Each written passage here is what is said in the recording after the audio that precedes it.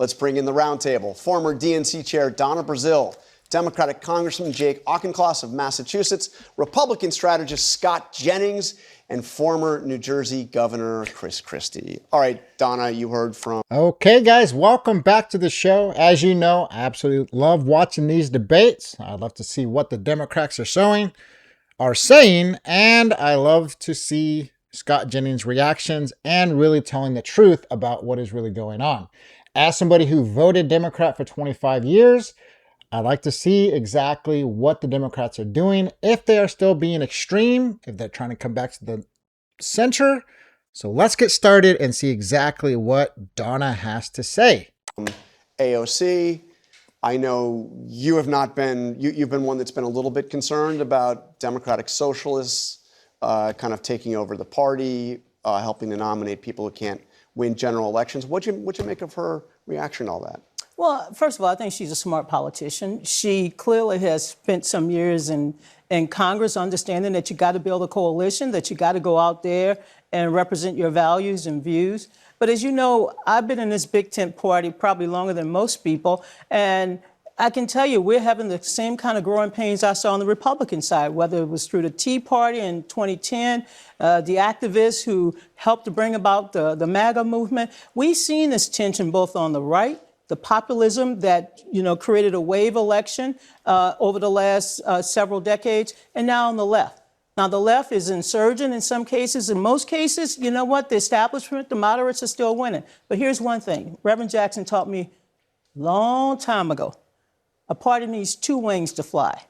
And unless we can have both wings, the progressive wing and the moderate wing, we won't be able to fly and win in November. Okay, let's pause it right there, guys. So according to her, you need two wings, and that's what the Democratic Party is. You put the progressives and the moderates, and they are the party of all inclusivity. I'm not even sure if that's a word, but they consider themselves all inclusive. I would like to challenge that to the simple fact is they're all inclusive as long as you agree with everything they are saying. Once you come to the point where you're like, you know what? I don't think kids should be choosing whether they're boys or girls. I think that should be something that they should wait until they're an adult.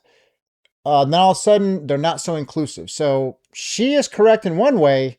The moderates and the crazies, they come together and they actually believe in certain things. That is one of the reasons why I left this party. They are not as inclusive as they claim to be. Congressman, what's your take? Alex is right that the party needs renewal. Voters are furious at the status quo and want change. And I think that renewal needs to be paired with trust. And here's where Democrats should learn from mayors and local leaders, because trust is highest at the lowest level of government in America. Those local leaders who came in as Democrats 5, 6, 7 years ago wanted to make shoplifting okay, kept the schools closed too long. They got repudiated by voters, real bad. Yeah. Now, those mayors who came in, who took a public health and law enforcement approach to homelessness, who built more housing to make housing more affordable, those are the ones who are on the ascent. I'd like to see the national party adopt the platforms that have been working at the local level, where that feedback loop with reality is so tight. And not the national platform of the Democratic Socialists of America.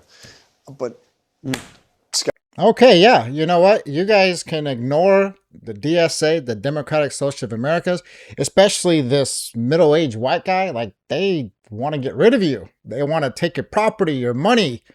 They literally want to turn you into a slave. And so I'm not surprised or shocked that you're out here talking about what you want to do. But at the same time, yeah, I agree what he says, right? They came in and all of a sudden they wanted to do, everybody can do illegal substances, right? Everybody can steal. And then that didn't work. So then let's build the houses, right? And then he says that's really what's going on. And I'm going to challenge him on that. If he happens to find this video, what is going on is that the Democratic Party has taken away parental rights, like myself. My children who go to a public school, I do not even have a say on what they can call themselves. You, Democrats, have decided that they're able to become whatever they want, identify as whatever they want. It's absolute insanity. That's just one of the many things the Democrat Party has done. It's pretty crazy because when you think how crazy the DSA is, it's not the regular Democrats. It's not that far. Like it really is not, guys. They make it sound like it is, but it's not. But here we go. Let's see what Scott has to say. I mean, Yeah. you're going to make that, Republicans are going to make that the Democratic Party. I mean, that's what you're going to be portraying them as. Of course, and it would be an honest thing to do because that's what it is. And with all due respect to my friend Donna, there's nothing like, you can't draw any equivalence between the Tea Party movement and the socialists. For one, the Tea Party folks weren't trying to bring about the downfall of Western civilization and the United States of America. Abolish the police, abolish ICE, abolish borders, abolish the Senate, abolish the Constitution. I mean, there was nothing like this in the Republican Party. So it's an extreme political ideology that is gaining traction. The Democrat leadership has lost control. They know it. And people like Alexandria Ocasio-Cortez, Hong in Wisconsin, Abdul El Sayed in Michigan. You talk about the big tent. The Democrat Jewish Attorney General of Michigan cannot even go to her party's nominating convention because she says, I won't be safe there because of the supporters of Abdul El Sayed. You can't draw any equivalence between what happened in the Republican Party with the resurgence of patriot conservatives versus these anti-American radicals. Yeah, and you know what? He is 100% right. And we talked about this at the very beginning. The big tent that the Democrats believe that they have. The reason why that Jewish Attorney General cannot go to the party for Saeed, whatever the hell his name is because the Democratic Socialist Party does not accept Jews. That is the bottom line. You see, they're all inclusive as long as you agree with everything they have to say. What does that sound like? When you can no longer debate these people because they just lose it. What does that sound like? I think it sounds like what they claim the other side is. And I listened really carefully to what Congresswoman Ocasio-Cortez said this morning. You know, every position that Scott just laid out, when you presented it to her, she talked about backing off, changing her views, evolving views. Woke one was crazy. Woke one was crazy, which we never heard her say before. Look, I think the congressman put it correctly, that there's two parts to this. It's what are you talking about, and do we trust what you're saying? And after listening to the congresswoman, why should anyone trust her? The things that she has said previously now, when she senses that she didn't know what she was talking about, and she was out of touch and with the American people, and now wants to advance her career, now all of a sudden she's saying different things. And I have to say, when you played the Francisca Hong part, I can tell you this, the Republican Governors Association is giddy over what will happen on Tuesday because we're going to hold people like her and the Congresswoman to what they've said over their careers, not what they're trying to conveniently evolve into now. There are two important days in November. One is Thanksgiving. Of course, Democrats celebrate Thanksgiving. That's a ridiculous statement that Ms. Hong made. And there's Election Day. And when Donald Trump tried to steal a free and fair election, Republicans went mute. And Americans will remember that as well. Oh, good one. Good one there, Jake. Way to bring it back on Trump. Come on, man. Here's the thing. People are getting so sick and tired of you guys always blaming Trump for everything. Everything is Trump's fault. This is one of the reasons why the DSA is gaining traction. They don't blame everything on Trump. Sure, their ideas are insane. But it's something new. And here you are sitting there like, oh, we believe in Thanksgiving. Well, the DSA candidate who represents the Democratic Party, she says she wants to get rid of it, so I'm glad you're saying it. And then November 6th voting day. Oh, Trump, oh my God. So sick. Anybody else sick and tired of just hearing the same talking points? Put it down in the comments if you're so sick and tired of hearing these Democrats blame. What are they going to do? What are they going to do come 2027, 28? They'll still blame Trump. Guarantee you that. They'll still blame Trump. And who has given the red carpet more, the communists than Donald Trump? He laid out the red carpet to Putin. He's going to put the red carpet out again for Mr. Xi in a couple of weeks. So I'm not going to get into a false argument with Republicans who really don't have much to say about November because they have not addressed how to lower costs for the American people. When you have 3 different caucuses in the Republican Party in the House that can't agree on budget spending. So this is not a conversation about who's more of a patriot. The Democratic Socialists of America is an organization. That's not our platform in 2024, and it's not our platform in 2026. It's an organization, and they've won some, they've lost a lot. And so we keep having these false conversations because it animates people on the right, so they don't have to talk about how to lower costs. So don't tell me about socialism. There's another holiday that I like in November, and that's Veteran Day. Yeah. And there are Democrats who are standing up for our military, our servicemen and women, and they want us to end this war in Iran. But you are worried about it. So we can have that conversation. But you are worried about it because...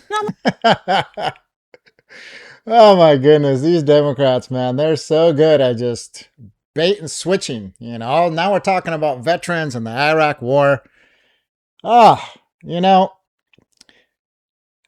if there's one thing I do agree with Donna on is that, and she's right about this, the Republicans right now control the House, the Senate, and the presidency, all 3 branches of government, and yet they can't even pass the SAVE Act. They have done jack for us, for anybody.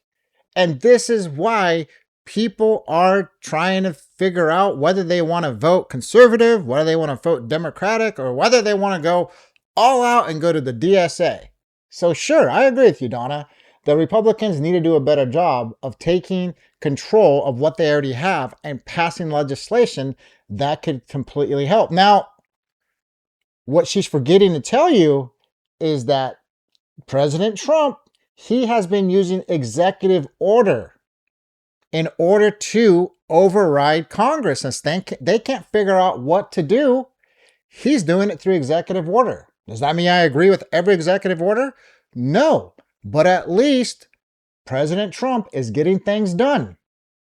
Because the Democrat Party changed your nominating calendar to try to rig it against the socialists. Rig it against the socialists? No. Yeah, you moved it to South Carolina. We changed our nominating calendar 20 years ago because we wanted to enlarge the table. We believe that every American, from factory workers to college students to, yes, Black and Hispanic voters, should have a say on who our nominee should be. And what we did in 2028, and hopefully we will vote on it next week, is that we even broadened the table even wider. John, let me say something that everybody should be concerned about as we go into this election and the one in 2028.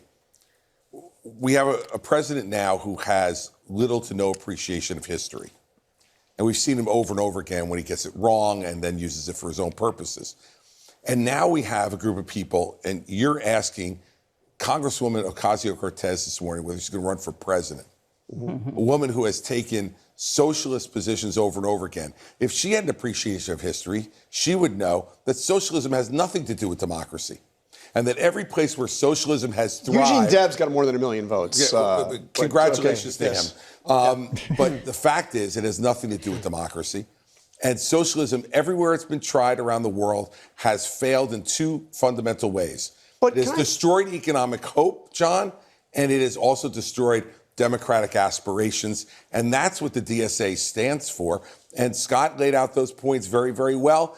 And Republicans will be talking about that this fall. Your argument is against the DSA, not the DNC. Yeah, so, you know, Chris Christie, like, he comes out, he makes some good points, but then before that, he has to, you know, crap on President Trump. And, you know, did I vote for President Trump? I did vote for President Trump. Do I agree with everything President Trump does? No, I don't. But guess what? When I can talk to another conservative and we can agree to disagree, they don't hate me, I don't hate them. Could you imagine if that's the way the Democratic Party worked? You know what I'm saying? When's the last time you talked to a Democrat and you said, I voted for Trump? Holy moly. They will scream at you. It's ridiculous. So, you know, I don't know. I'm not sure what Chris Christie's doing, but Come and argue with us about how we lower costs. So how do we Congressman, how do that you, people don't just a lose their second, health You guys care? get your story straight first. No, well, we have our story. how do you deal with the fact that you do see this, the socialist part of the party, and it's a minority of the party right It's an now. organization. It's not a party. Nope. They're Of the Democratic Party. I mean, clearly there's energy there, but it's not, at least in today's facts, anywhere near a majority position. No. 1/3 of Americans are devoted to Donald Trump. 2/3 of Americans are open to a new agenda and are frustrated with the status quo. And the opportunity for my faction of the party is to make a positive, proactive platform to that 2/3 of Americans. It can't be who we're against. Americans know we don't like Donald Trump. It has to be what we are for. What we are for is a new American dream, an excellent education by the time you're 18, a home of your own by the time you're 30, and a dignified retirement by the time you're 65. And it is freedom that delivers that. Free minds, free enterprise, free elections, freedom from fear. And what do you say to those who say the answer to that is nationalized health care, even government ownership of corporations? Oh, good question. I mean, what do you say to that faction, the other faction in your party, that doesn't believe capitalism works? I believe in free enterprise. And for free enterprise to flourish, you have to be willing to go after both government overreach, like with housing, where zoning and land use does tangle up housing production, and corporate monopoly, like in healthcare, where you got these drug pricing middlemen owned by the insurance companies jacking up prescription drug prices. I am agnostic. Where I see a problem that is keeping prices high and preventing Americans from affording gas, groceries, healthcare, I will go after it. I believe in the dear Ann theory. If you're a communist, you have two cows. You give them both to the government. If you're a socialist, you have two cows, you give one to your neighbor. But if you're a capitalist, you have two cows, you sell one, and you get a bull.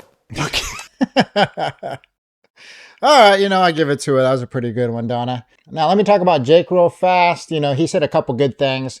One, I don't think the American dream has ever changed. I think the Democratic Party is trying to change that American dream. They don't want ICE, right? I think it's very clear that they absolutely can't stand the idea of borders. And so that's something that I can't agree with. They like to have men and women sports. To me, that's not really much of a debate. I shouldn't have to argue whether men are physically better and stronger than women at sports. That's something we've known for, like a million years. And the final thing he said about grocery prices, gas prices, and how they want to be the party that lowers those costs. I'm going to make a video about this because right now, guys, if you go over and you use Grok or use ChatGPT, just use AI and ask this. Say, during the Biden administration, was the cost of living better or worse than under the current Trump administration? And guess what? I think you're going to be shocked to find out that even though it seems like we're going through some very hard times right now, we're still doing better than what the Biden administration did, because, well, they were focused on housing the illegal immigrants, opening up the border, making sure men playing women's sports, and really, really crapping on our millionaires and billionaires. The guys who really provide for this country and allows us to be who we are. They literally try to say, let's tax them even higher. And then when they leave to another state, right? Who picks up that bill? We do, the working class. And then what do? Come on, Jake. We know the game plan. Oh, we blame the Republicans and the conservatives and the rich for leaving and having to raise the taxes. So I'm going to have to disagree with you, man. I think the American dream has been here, as always will be here, and will continue to improve, but not on the things that we just discussed. And so that's the end of the video, guys. I want to know exactly what you think about this video. What did you think about Donna? She really tried to put a wedge between the Democrats and the Democratic Socialists. They're the same party. No matter whether she wants to call them an organization, whatever she wants to call them, they're the same party. Yes, they're being taken over by the DSA, and they're struggling to figure out how to get out of this, right? And so let me know what you think. Scott Jennings, I thought he did a great job really showing exactly the direction the DSA, the Democratic Socialists of America, are going. And I expect to see more and more Democrats lose to the Democratic Socialists of America, which should make it extremely easy for the Republicans to stay in power and hopefully get some things done. Executive orders, those are great, but come on, guys. Let's get together. We control the House, the Senate, the presidency. Let's pass some things. Let's make sure that we understand why we voted for you. You know what I'm saying, guys? So that's it, guys. That's the end of the video. I could probably go on for another 10 minutes talking about this. And I want to know. I want to know how you think, what you feel. Put it down in the comments, whether you agree with me, disagree with me. And as always, guys, let's not forget, America is the greatest country to ever exist. We've been around for 215 years, and all you have to do is look at everything we have accomplished. Could you imagine, I'll end it with this, could you imagine if the Democratic Party focused on the greatness of America instead of just always focusing on racism, slavery, transgender, illegal immigrants, and just letting people think, boo-hoo, America's the worst. Oh my God, I can't. You guys see why I left the party. You guys see it. So that's it, guys. That's the end of the video. Thank you so much for sticking around. You have yourself a great day, and we'll see you on the next video. You take care.